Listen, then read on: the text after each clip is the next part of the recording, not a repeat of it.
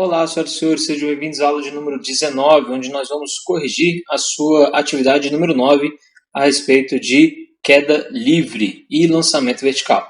Então vamos lá, sem mais delongas, vamos começar. Primeira questão diz assim, era o EP2 do seu livro e falava: no ponto mais alto de uma trajetória vertical percorrida por uma bola de vôlei, a aceleração imposta a ele vale... Pessoal, a pergunta é da aceleração.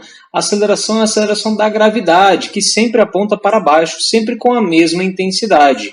Tá? Eu falei isso em sala de aula. Para nós, a aceleração vai ser aproximadamente 10 metros por segundo ao quadrado. Então vamos lá, vamos ver qual dessas alternativas satisfaz essa condição. Ele disse, a aceleração imposta vale zero? Não, errado. O mesmo valor da aceleração gravitacional local, perfeito, essa daqui, ó, ela vale sempre o valor da aceleração gravitacional.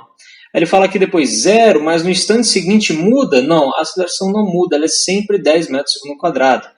Letra D, uma intensidade indefinida? Mentira, ela é definida, perfeitamente definida.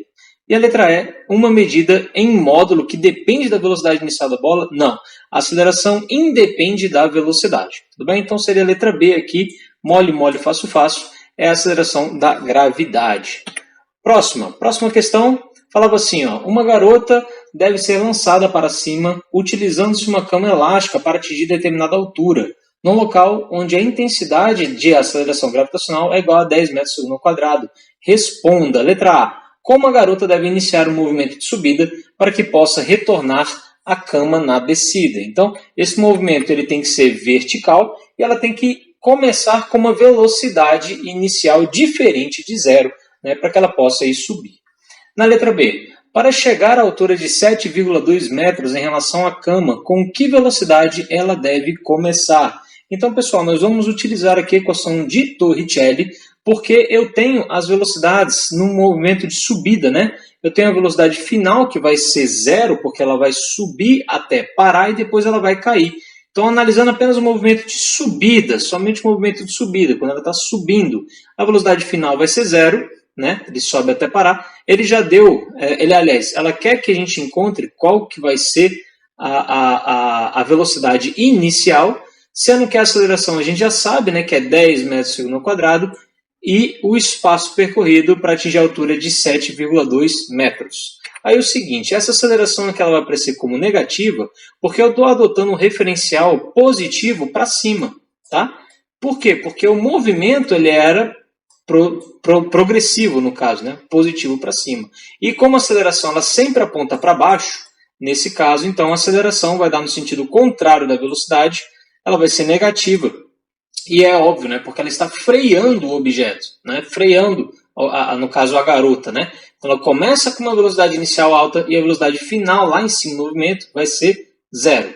E aí, substituindo os valores, nós temos aqui, somente fazendo as continhas agora, 0 ao quadrado dá zero, né? 2 vezes 10 vezes 7,2 dá 144, fazendo a análise final menos 144, que está subtraindo vai passar para o outro lado somando, e aí eu vou passar o expoente, ele vai passar fazendo raiz, e raiz de 144 é mais ou menos 12.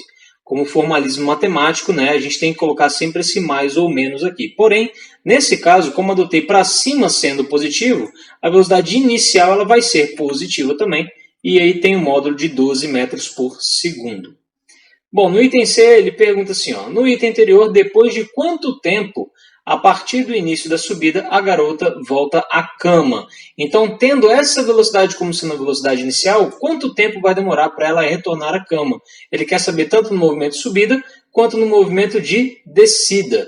Então, a gente vai aqui analisar somente a primeira parte do movimento, que é a parte da subida. Tá? Uma vez que eu tenho as velocidades, né? Agora eu tenho a velocidade inicial e eu sei a velocidade final, que é zero, né? Eu quero descobrir quanto tempo demora. Então, eu vou usar a função horária da velocidade para descobrir. Substituindo os valores, a velocidade final na subida, né? Ela é zero. Velocidade inicial, 12, a gente acabou de descobrir. A aceleração continua sendo negativa por conta do meu referencial, que é para cima positivo. Tá bom? E eu quero descobrir o tempo. Muito bem, então fazendo essa continha aqui, vai dar menos 10t, que vai passar para o outro lado somando, e aí o 10 está multiplicando, passa dividindo, tenho 12 divididos por 10, 1,2 segundos. Isso aqui é somente a subida, tá bom? Então ela demora 1,2 segundos para subir, para atingir a altura máxima.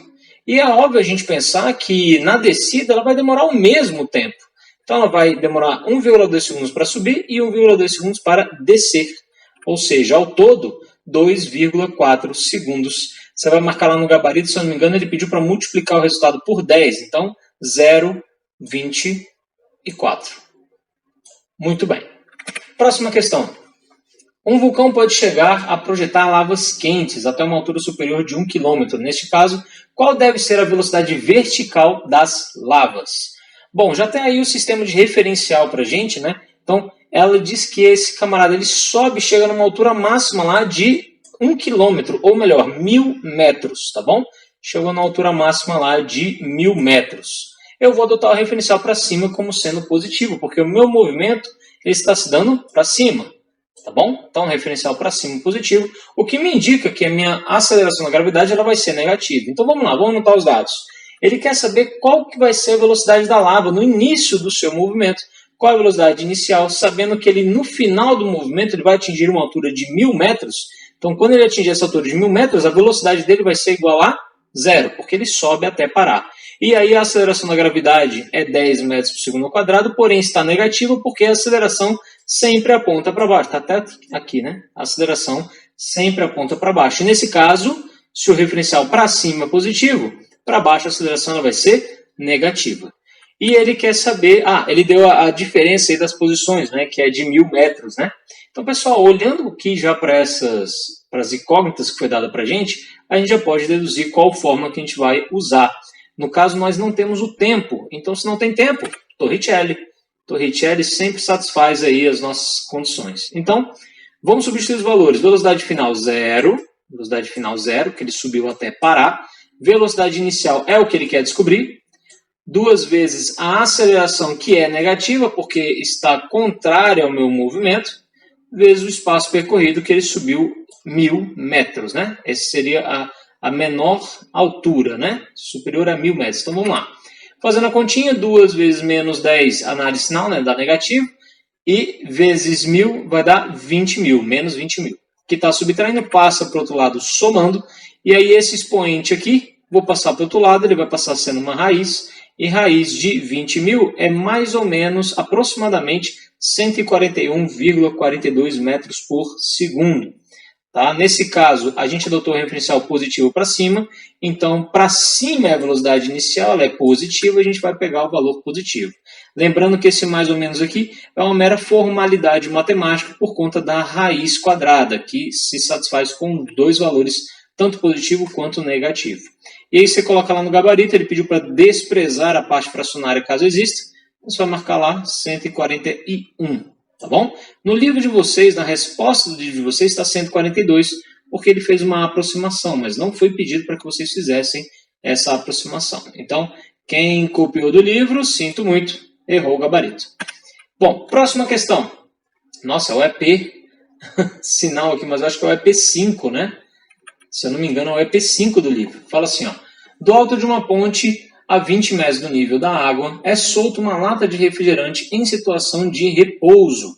Ela cai sobre um barquinho que vai rio abaixo com velocidade de 0,8 metros por segundo. No momento em que a lata inicia sua queda, o barquinho deve estar localizado a que distância do ponto de impacto? Considere o barco um ponto material e suponha que ele navegue em linha reta, dado a gravidade de 10 metros por segundo ao quadrado. Então, vai ser solta uma latinha lá do alto da ponte, essa latinha vai cair, ela tem que cair exatamente em cima de um barquinho, tá bom? Mas esse barquinho não estava aqui, ele estava em outro lugar, né? E aí, esse barquinho ele tem que caminhar uma certa distância para chegar lá exatamente no ponto quando a latinha cai, né? Ele tem uma certa velocidade inicial, e essa velocidade inicial é a velocidade constante, né? De 0,8 metros por segundo, e a gente vai calcular justamente esse espaço percorrido. Bom, para calcular esse espaço percorrido, antes eu tenho que saber quanto tempo demora para a latinha cair lá de cima até chegar lá embaixo. Então, já que a gente vai colocar o tempo aqui na equação, e eu tenho as posições, né, 0 e 20, Então, vou usar a função horária da posição. E aqui, pessoal, eu vou fazer diferente do que eu fiz nos exercícios anteriores. Eu vou inverter o referencial. O referencial vai ser... Ah, não, perdão.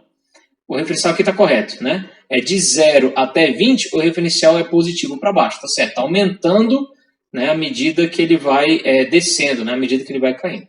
Então, referencial positivo para baixo, basta apenas eu substituir os valores aí. Eu tenho que a posição final vai ser 20, né, que é quando ele cai na água, a posição final vai ser 20. Posição inicial, ele partiu do 0, tudo bem? Posição inicial 0. Ele começou com a velocidade inicial 0, porque ele partiu do repouso, né, ele foi abandonado, solto, né, então a velocidade inicial vai ser 0, e eu quero saber esse tempo aqui. Dado, olha minha aceleração, ela é positiva. Por que a aceleração é positiva? Porque ela aponta para baixo, né? E o meu referencial para baixo é positivo. Então, agora é só fazer as continhas, pessoal. Então, 0 mais 0 que multiplica t vai dar 0, tudo isso aqui vai embora. Eu vou ficar com 10 divididos por 2, que dá 5. Esse 5 que está multiplicando passa para o outro lado dividindo, vai dar 4. E aí eu tenho o expoente ao quadrado, passa para o outro lado raiz, fica a raiz quadrada de 4, que é mais ou menos 2. Como não existe tempo negativo, né, o tempo não anda para trás, ele só anda para frente, então nós temos aqui que vai demorar 2 segundos para a latinha sair lá de cima e andar 20 metros na vertical para baixo, tá bom? Então demora 2 segundos para fazer esse movimento. Se ela demora 2 segundos para fazer esse movimento, quanto que o barquinho tem que andar nesses 2 segundos? Dado que ele tem essa velocidade aqui. Então, a gente está tratando do barquinho, é movimento retilíneo uniforme, então, velocidade é ΔS sobre ΔT, e nós podemos até fazer aqui, ó, já que o meu interesse é na posição, o tempo que está dividindo passa para o outro lado multiplicando, né? Então, o tempo vai passar para lá multiplicando, e aí substituindo os valores. A velocidade dele constante 0,8, e o tempo a gente descobriu 2 segundos. Então, 0,8 vezes 2, o barquinho vai andar 1,6 metros nesses 2 segundos. É justamente isso daqui que ele tinha perguntado, né? No momento em que a lata inicia sua queda, o barquinho deve estar localizado a que distância do ponto de impacto? Ora, quando ele começa o movimento, ele tem que estar a 1,6 metros de distância, para que quando passe 2 segundos da queda, ele possa andar nesses 2 segundos, esses 1,6 metros, e chegar exatamente no mesmo ponto. Tudo bem?